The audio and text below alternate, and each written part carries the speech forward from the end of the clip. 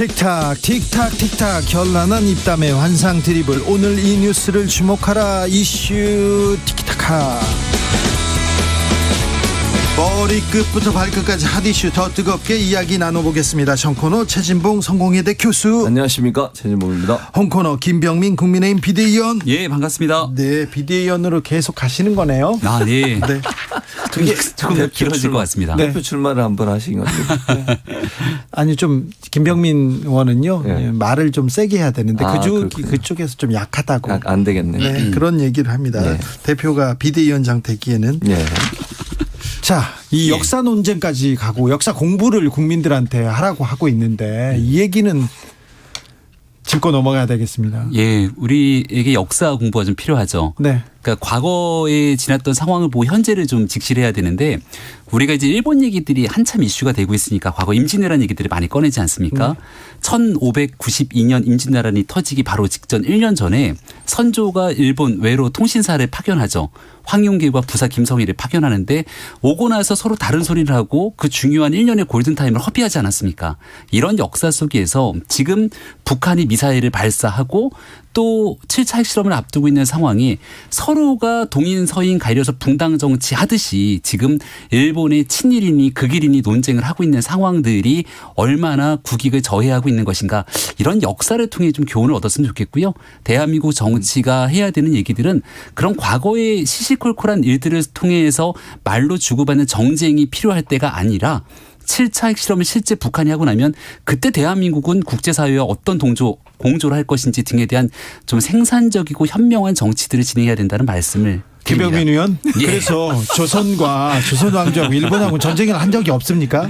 그러니까 말씀드렸던 것처럼 과거의 역사 문제를 좀 깊게 끌어오는 건데. 아니 그러니까 전쟁을 한 적이 없. 정진석 위원장이 했던 이제 얘기 속에서 몇 문장에 관한 얘기들이 지금 계속 회자가 되고 있는 상황이잖아요. 전쟁을 안 했냐고요. 아유, 그 당시에 침략했던 일본의 모든 문제가 있는 거 대한민국 국민이 모를 리가 없고 전쟁을 정진석 위원장이 모를 리가 없을 거라고 생각하는데, 그건 모르고 있는데. 이 글을 좀 장문의 글을 쓰다 보니까 나왔던 표현에 대해서 또 너무 이 지엽적으로 계속 끌고 들어가진 않았으면 좋겠습니다. 기본적으로 저는 신민사관의 논리와 다르지 않다 이렇게 생각해요. 이거 이런 논리잖아요. 그러니까 일본이 우리나라를 침략해가지고 그 만행을 저지르면서 우리를 지배하면서 우리 국민들에게 심어줬던 이미지가 뭡니까? 너희가 잘못해서 망한 거야. 이런 이미지예요. 그게 신민사관이거든요. 결국. 그렇죠. 일본의 잘못이 아니라 너희가 내부적으로 문제가 있어서 망한 거고 우리가 침략이 들어온 거야. 정당성을 확보하려고 그렇게 교육을 했어요. 네. 그게 역사를 잘못 왜곡해서 가르친 거 아니겠어요? 지금 정진석 비대위원장의 발언을 보면 그 내용과 크게 다르지 않다는 거죠. 내부적 문제 때문에 문제가 발생한 거지 일본의 침략이 문제가 아니라는 식의 그런 뉘앙스의 발언을 하신 거잖아요. 그리고 그것이 결국은 내부적으로 이 논란, 내부적으로 썩어 있었고 그것 때문에 결국은 일본이 침략하게 됐고, 그럼 결국 일본의 침략 자체에 대한 정당성이 확보된 듯한 느낌을 받을 수밖에 없어요. 이런 식민사관과 거의 일맥상통한 내용의 발언을 비대위원장이 어떻게 하실 수 있습니까? 아니 뭐 비판하는 건 좋아요. 뭐 이재명 대표가 얘기했던 친일 논란에서 비판하고 싶으면 비판하셔도 됩니다. 네. 근데 이걸 신민사관과 거의 비슷한 유사한 내용의 발언들을 하시면서 그 얘기를 하는 것이 과연 정당성을 확보할 수 있을까? 지금 정치자들은 이거는 김병민도 실드 불가 이렇게 얘기하는데 하고 있잖아요 지금. 예, 말씀드린 것처럼 우계기가 한반도에 휘날리면이라는 얼토당토 않는 얘기에 대해서 굉장히 답답해하는 국민들이 많이 계시고요. 이 일에 대해서 자꾸 거듭 말씀드리건데 친일 프레임으로 가져가게 되는 현재의 상황에 이 말을 주고받는 일들이 대한민국 국익에 크게 도움이 되지 않는다. 저는 이렇게 좀 정리하고 싶습니다. 그렇죠. 대한민국 국익에 전혀 도움이 안 되는데 왜 이렇게 논란을 키우고 있어요? 얼른 정리를 해야죠. 네. 얼른 정리가 되겠어요 지금? 아니 본인이 그러면 예를 들어 정리를 하려면 국민들이 이렇게 화가 나 있고 국민들이 볼 때 이해 안 되는 발언을 하셨으면 사과를 해야 될 거 아니에요. 공부를 더 하랍니다. 공부를 더 하는, 국민들을 지금 가르치려고 들어요. 국민들은 아니라고 하는데 국민들한테 공부 더 해라. 당신들이 잘못 들었다. 왜곡해서 지금 얘기하고 있는데 뭘 왜곡했는데요. 아니 말씀이 그렇잖아요. 앞에 보면 분명히 조선 왕조는 일본과 싸운 적이 없다고 말씀을 하고 계시고 본인은 그렇게 돼 있어요. 내부적으로 썩어 문드러지고 망해서 해서 결국은 이런 일이 발생했다고 얘기를 하고 있잖아요. 그걸 국민들이 문해력을 지금 테스트하시는 거예요? 이걸 예를 들어서 본인의 의도와 다르게 이해됐다면 그 부분을 그럼 의도와 다르게 이해된 부분에는 얘기하고 그리고 그럼에도 불구하고 오해를 불러일으켰다면 사과하겠습니다. 이렇게 얘기했으면 깔끔하게 끝날 문제잖아요. 근데 이걸 사과를 안 하고 자꾸 해명을 한다고 하면서 국민들에게 역사 공부 더 하라. 국민들을 무시하는 겁니까? 뭡니까 대체? 이게 이제 아마 국민들을 대상으로 했던 얘기가 아니라 민주당이 좀 지나칠 정도로 친일, 매국, 이완용까지 끌어들여서 정치적 공세를 하는 것들에 대한 아마 맞대응성 성격이 있지 않나 싶고요. 긴 글에 사실상 논평을 좀 적었다 이렇게 볼 수 있는데 그 내용들을 보게 되면 아마도 좀 서로 공유할 수 있는 지점 하나를 끄집어내자면 구한말에 있었던 복잡한 국제 정세 속에서 우리가 조금 더 현명하게 대응했으면 어땠을까라고는 아쉬움은 학자들마다 대한민국 국민이면 누구나 갖고 있는 것 아니겠습니까? 누구나 그런 아쉬움은 있죠. 예, 그런 지점에서 지금 현재 대한민국이 북한의 핵무력 완성을 통해서 핵실험 이후 어떤 방식으로 나아가게 될지에 대해서 그리고 지금 미중 간의 갈등 속에 외교적으로 굉장히 중요한 의사결정이 필요한 지점 아니겠습니까? 여기에 한국과 미국, 일본이 군사 훈련들을 같이 함께 연합해서 하고 있는 일들은 과거 문재인 정부부터 추동됐던 일들이 있는 건데 이걸 밑도 끝도 없이 극단적 친일 국방 등으로 몰아가게 되는 이재명 대표의 행태에 대해서 비판하고자 함이었음을 다시 한번 집중해서 말씀드립니다. 비판을 하는 거를 뭐라 하는 게 아니고 내용 자체가 국민들이 받아들이기 어렵고 아까 제가 말씀드린 신민사관에 근거한다고 볼 수 없는 그런 표현들이 들어가 있기 때문에 문제가 되는 거예요. 비판하는 걸 지금 뭐라 하는 건 아니라고요. 그런데 지금 이 부분에 대해서 그러면 비판은 비판이고 이 부분은 이 부분으로 사과를 해야 된다고 저는 보거든요. 국민들이 볼 때도 얼마나 국민의 상처를 준 겁니까? 아니 비판을 한다고 하면서 결국 신민사관의 논리를 그대로 가져와서 얘기를 하시면 그게 비판이 되겠어요? 도리어 그거는요 본인한테 더 부메랑이 돼서 돌아오는 거예요. 이런 말씀을 하시면 안 된다는 거 본인도 아실 거라고 저는 생각해요. 아니면 정말 만약에 정진석 비대위원장이 이렇게 생각하고 계시다면 그건 더 큰 문제라고 생각하고요. 그 정말 말이 안 되잖아요. 여당의 어쨌든 대표 역할은 비대위원장이 만약 이런 생각과 어떤 그 역사관을 갖고 계시다면 그건 더 큰 문제고. 이런 의견들이 이제 충분히 좀 수렴이 됐지 않았을까 생각을 하고요. 지금 현재 대한민국 국내 언론 정치에서 이 문제를 두고 우리끼리 옥신각신하고 있으면 가장 방긋 웃고 있을 사람이 저는 전 세계에 단 한 명밖에 없다고 생각을 합니다. 북한이 김정은이지 않겠습니까? 지금 미국 같은 경우는 오히려 미 언론에서도 한반도 대한민국의 전술핵 재배치를 하냐 마냐를 두고 굉장히 큰 관심이 집중되고 있는데 이 이슈가 계속되고 있는 이유는 아주 간단하거든요. 북한이 과거에 약속했던 비핵화에 대한 그 약속을 완전히 저버리고 7차 핵실험의 길을 접어들게 되니까 이를 토대로 파생되는 지금 국제정세가 이제 복잡하지 않습니까? 그런 생산적인 논의의 과정으로 빨리 좀 넘어갔으면 좋겠습니다. 아니 그런데 이제 비핵화를 또 철회하겠다 이런 또 카드를 만지작거리고 이 악재를 또 더 큰 악재로 핵무장하겠다고요. 그럼 동북아 평화는요. 그 얘기를 정진석 비대위원장이 얘기하는 것 자체 그게 더 걱정거리입니다. 핵무장을 하겠다라고 선언한 적은 없고요. 네. 비핵화 공동선언에 대한 비현실성, 그러니까 북한에 대한 문제를 좀 제기했다 볼 수 있는 것이고 일단은 집권당보다 훨씬 더 중요한 것은 대한민국을 대표하는 국가의 의지 아니겠습니까? 윤석열 대통령이 지난 대통령 선거 경선을 치렀을 때 토론을 굉장히 많이 했어요. TV 토론을. 그때 나왔던 무수히 많은 경제, 사회 많은 주제가 있는데 깔때기처럼 모아지는 게 바로 핵무장에 관한 주제였습니다. 그때 홍준표 후보가 독자적 핵무장에 대해서 강하게 주장을 했고 그때 윤석열 후보가 뭐라고 했습니까? 그때 윤석열 후보가 분명하게 얘기했던 건 대한민국이 핵무장으로 나서게 되는 순간 북한의 핵을 인정하는 상황이 되기 때문에 그리고 일본도 무장하게 되고 그 이제 핵 확산의 도미노 현상이라 해서 일본, 대만으로 넘어갈 수 있는 부분들 여기에서는 굉장히 신중을 기해야 되는 입장을 가져왔고요.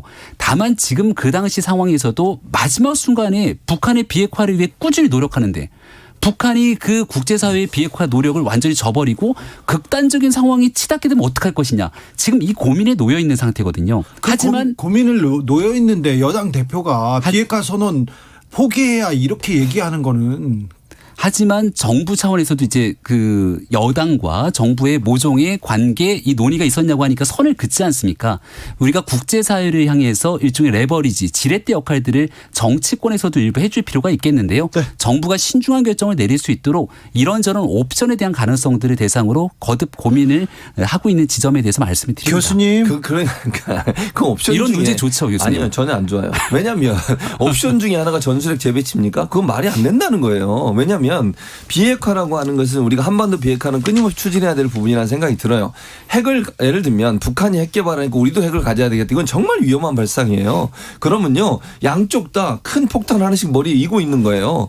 만약에 사태 정말 순간의 실수로 핵폭탄을 눌렀다고 가정을 해보겠습니다. 한반도 전체가 문제가 돼요. 그러면 그렇기 때문에 비핵화의 논리를 주장하기 위해서 우리가 핵무장을 하면 안 돼요. 전술핵의 재배치도 안 되는 것이고 왜냐하면 지금 아까 말했잖아요. 대선 기간에도 윤석열 후보도 그렇게 말씀을 하셨잖아요. 그게 얼마나 위험한 상황인지. 그러면 군비를 서로 경쟁하듯이 올려가지고 결국 핵전쟁이 일어날 수 있는 위험성이 빠지게 되는 거예요. 우리가 비핵화를 계속 추진하는 이유가 뭡니까? NPT 가입하고 그럼 북한의 핵 개발을 어떻게든지 막아보려는 노력을 하는 거고요. 그런 상황이라고 하면 국제사회가 나서서 북한의 핵 개발을 막아야 되고 북한이 핵을 가지니까 우리도 가져야 한다는 이런 논리 자체는 상당히 위험한 발상이다. 동북아 전체가 위험에 빠질 수 있는 그런 문제가 발생할 수 있어요. 위기에 빠지자 북핵 카드를 들고 나왔다 이렇게 생각하기도 하는데 좀 국민들은 좀 걱정이 큽니다.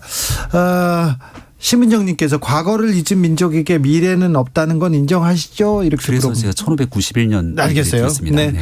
조혜숙님께서 제발 실수하면 사과 좀 하고 일 좀 크게 만들지 마시고요. 이렇게 얘기합니다. 네. 네. 네, 알겠어요. 예.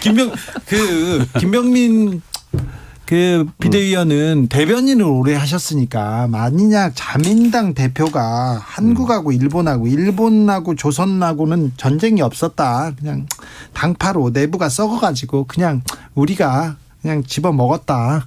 전쟁 없었다. 이렇게 얘기하면 명 대변인 김병민은 뭐라고 했을까요? 일본을 대상으로요? 네. 네, 뭐 일본 자체적으로 자기들끼리 했던 아니요. 공식적으로 그렇게 얘기했으면요. 네. 자민당 대표가 다시 한번 네.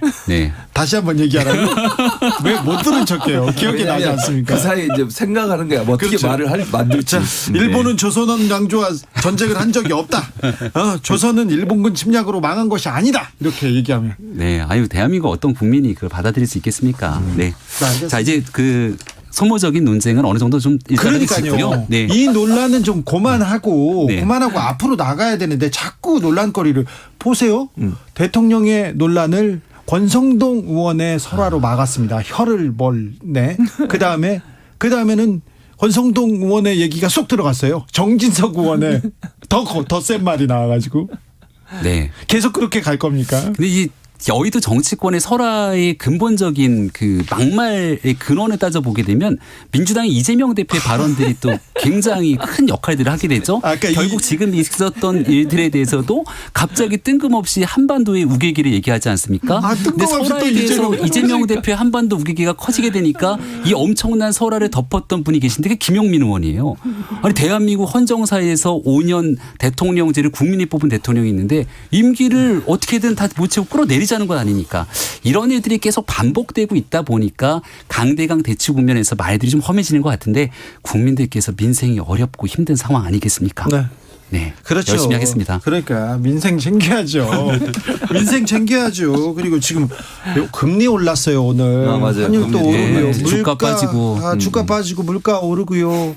서민들 월급 봉투는 그대로인데 어찌해야 될지 이 겨울 에너지 걱정이에요. 그런데 계속해서 이런 논쟁이나 하고 있어요. 네, 전세 대출 거의 대다수가 또 변동금리라는 것 아닙니까? 네. 다들 각자가 있는 가처분 소득이 계속 줄어들고 있는 상태 속에서 네. 이 일에 대한 해법을 찾기 위해서 아마 용산 윤석열 대통령 국무회의에서도 많은 노력들을 하고 있는 걸로 알고 있습니다. 네, 열심히 하겠습니다. 노력들 열심히 좀 하고 있는 거 맞죠? 근데 이제 국정감사에서 자꾸 이 지난 과거를 대상으로 문제를 삼게 되고 하니까 우리가 지난 일들도 중요한데 미래를 좀 바라보고 나아가야 되지 않겠습니까? 과거를 두고 한 게 아니고 현재 비대위원장의 발언을 두고 한 거예요. 그 발언이 얼마나 잘못됐는지 저는 비대위원장께서 네. 국민적 시각에서 보고 얘기를 하셔야 된다. 계속 이렇게 다른 얘기하시고 오늘 보니까 또 만해 한용운 선생 글까지 올려가면서 계속 해명을 하고 계시는데 이거 수렁이 계속 빠져요. 저는 네. 인정할 거 인정하고 사과하고 이렇게 넘어가는 빨리 정리해야죠. 지금 뭐 국민들이 다 이거 아니다. 이거 식민사관이다. 이거는 역사적으로 비판받을 일이다. 얘기하고 있는데 역사 공부 다시 하라고 얘기하는 거 자체가 문제가 있죠. 네, 저희가 내일 이제 대구 가서 또 비상대책위원회를 해서 저도 오랜만에 정진석 위원장을 만나거든요. 네. 예, 아무튼 국민의 민생에 훨씬 더 많은 집중을 할 수 있도록 네. 최선을 다하겠다는 얘기를 다시 한번 드립니다. 알겠습니다. 네. 오늘 김문수 경산호 위원장 예. 네, 야당 의원한테 수령님한테 중성하고 있는 그런 측면이 있다. 이거 아니 그게 갑자기 그 자리에서 나왔던 얘기가 아니라 옛날에 썼던 발언들을 끄집어서 어떻게 생각하냐라고 얘기를 하다가 말이 중간에 끊긴 거잖아요. 결과적으로는 좀 김문수 위원장도 여기에 대해서 유감을 표현했던 것 같은데 이제 과거에 썼던 발언의 수위를 갖고 끄집어서 그때 이렇게 얘기했지라고 하는 내용들을 좀 그만하고. 아니 오늘 내가 종북이고 수령님을 아직도 이렇게 찬양하는 거 같냐 그랬더니 그런 측면이 있다 이렇게 얘기했는데 그거로 끝난 건 아니잖아요. 네. 네. 그리고 나서 다시 또 재개가 되면서 얘기들을 조정한 것 같은데. 김병민은 이번 정부에서 장관 못할 것 같습니다. 그러니까. 아니 그러니까 뭐 김병민 의원은 네. 민주당이 옛날에 누가 했던 얘기 옛날에 누가 했더니 다 끄집어서 얘기하면서 그거 왜 얘기하자고 얘기하면 안 되고 지금 얘기했던 거예요. 처음에는 그런 측면이 있다고 얘기했어요. 그래서 정의를 시켰잖아요. 네. 나중에 두 번째 사과했죠. 하니까 사과를 한 거예요. 네. 그러니까 저는 첫 번째 얘기했을 때 사과했어야죠. 그게 말이 됩니까? 아니 그러니까요. 무슨 근거도 없이 무슨 사과하면 수령님이라뇨. 지나갈 건데 이렇게 김병민 의원 예. 이렇게 계속해서 막말을 하더라도 계속해서 사과하지 않고 물고 넘어가야 이게. 지속적으로 문제가 있다고 국민들이 얘기를 하는데도 불구하고 사과를 하지 않게 되면 국민들께서 보시기에 답답하잖아요. 예. 그게 이제 MBC에 똑같은 문제가 발생하기 시작하는데. MBC요? 여기서 MBC가요? PD 수첩에서 네. 김건희 여사에 대한 내용들을 갑자기 끄집어서 얘기를 하다가 예.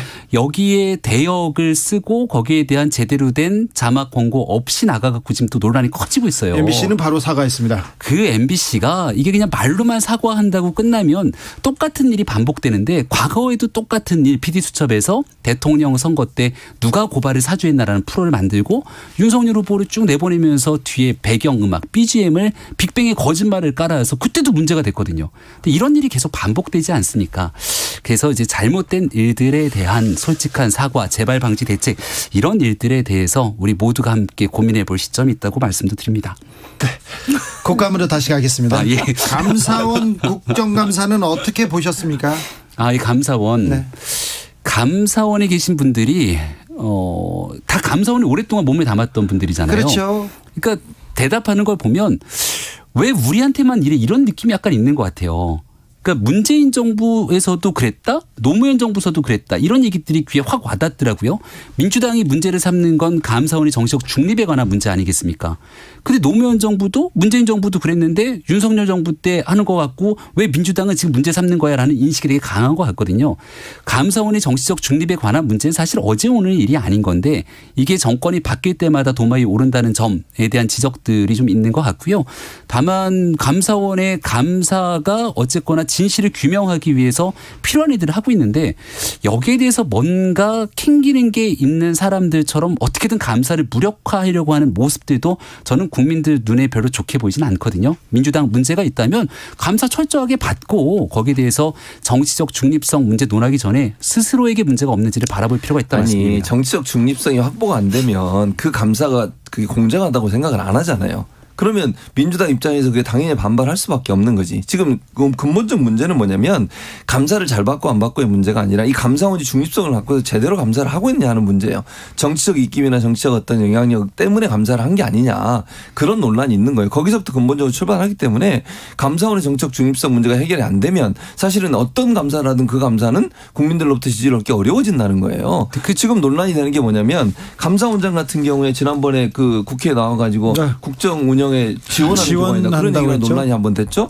감사원 사무총장이라는 사람이 문자 그 수석하고 보낸 거 이것 때문에 논란이 됐죠. 만약에 대통령이나 대통령실에서 감사원은 헌법기관이고 독립기관이기 때문에 연락하면 안 된다 그렇게 얘기하고 이거 정부를 지원하는 기관 아니다 이렇게 얘기를 하는 것이 오히려 감사원의 중립성, 독립성을 보장이라도 보이기라도 할 거 아니에요. 그런 인식을 갖고 저는 문재인 대통령이 체제의 감사원장을 임명하지 않았을까 생각합니다.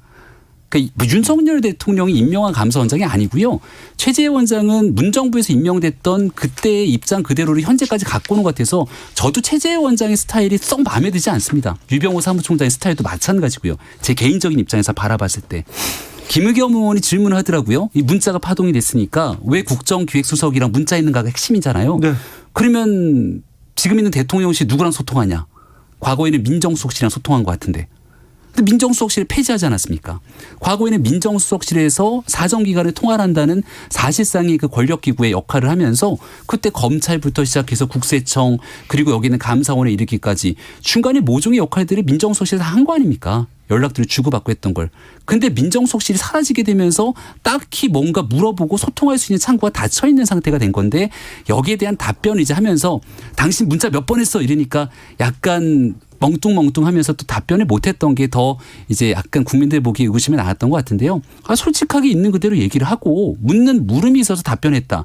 중요한 건 누군가의 오더를 받고 지시를 받아서 정치적인 음에 공격을 하기 위해 감사한 게 아니다 이렇게 얘기하면 되는 것 아닙니까? 근데 그런 문제를 좀 명확하게 설명을 했으면 좋겠다는 생각입니다. 그렇게 얘기를 안 하고 지금 김병미 의원 얘기했던 것처럼 그런 압력을 받았다고 얘기한 게 아니고 어제 들어봤잖아요. 원장이 뭐라 그랬어요. 대통령도 국민의 한 사람으로서 청원할 수 있다고 그러잖아요. 감사를 하라고 얘기할 수 있다는 거잖아. 아니 국민의 한 사람이 대통령의 직책을 갖고 있는 사람한테 국민의 한 사람이니까 대통령도 지시할 수 있다 이렇게 얘기를 해버리면 국민들은 오해를 하게 되는 거 아니에요? 아니 국민의 한 사람으로서 대통령이 감사에 대해서 이렇고 저렇고 얘기할 수 있다. 이 말은 대통령이 감사에 대해서 영향을 미칠 수 있다 이렇게 들리는 거잖아요. 대통령 국정 운영을 지원하는 기관. 그러니까 이 발언 좀 반이 안 된다니까요. 그렇죠. 그래서 국민의힘에서도 문제를 제기했어요. 그렇게 발언하시면 되냐고. 네. 그리고 우리가 임명한 분이 아닙니다.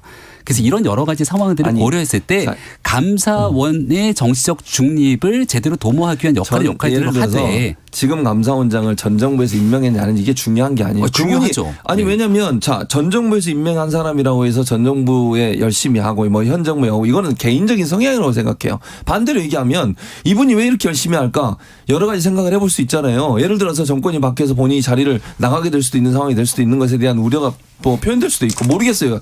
제가 개인적으로 그분을 잘 모르니까 모르겠는데 지금의 태도를 보면 전 정부 인사니까 전 정부에 대해서 뭐 우호적이고 현 정부에 대해서 비판적이다 이런 논란은 아니라고 봐. 이분이 하는 행동을 보세요. 그렇게 보여요? 아니 예를 들어서 김정수 여사 건도 대해서 감사 검토해 볼 수 있다.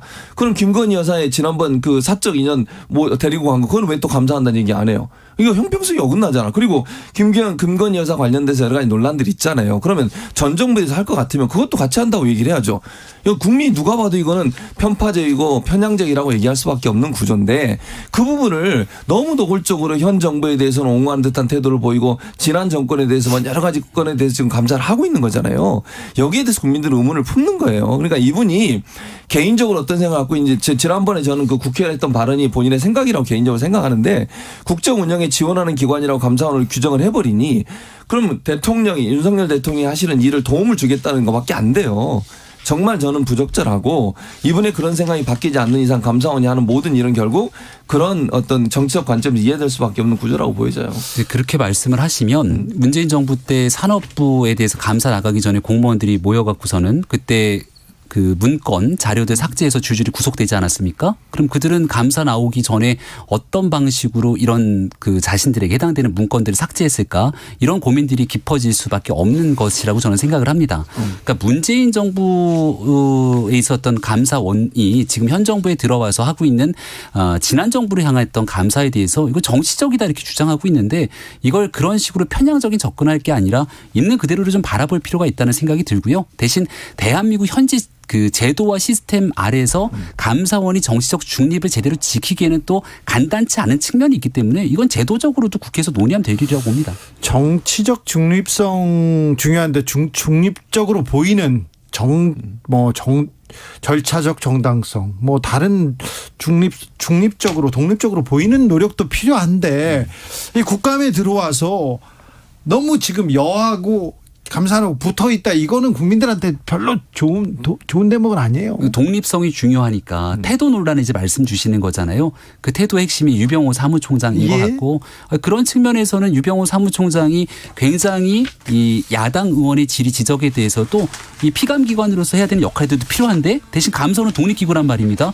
국회가 압박을 감사원을 가하면 되겠습니까? 여기에 대한 독립성을 주장하기 위한 측면들도 있다. 왜냐하면 지난번에 감사원 독립성 해야 하는 법안 발의 막했잖아요. 알겠어요. 이제 여기 접어야 됩니다. 김병민, 최진봉, 특별히 김병민 고생하셨어요. 한숨 쉬시네. 주진우 라이브 여기서 마치겠습니다. 저는 내일 오후 5시 5분에 돌아옵니다.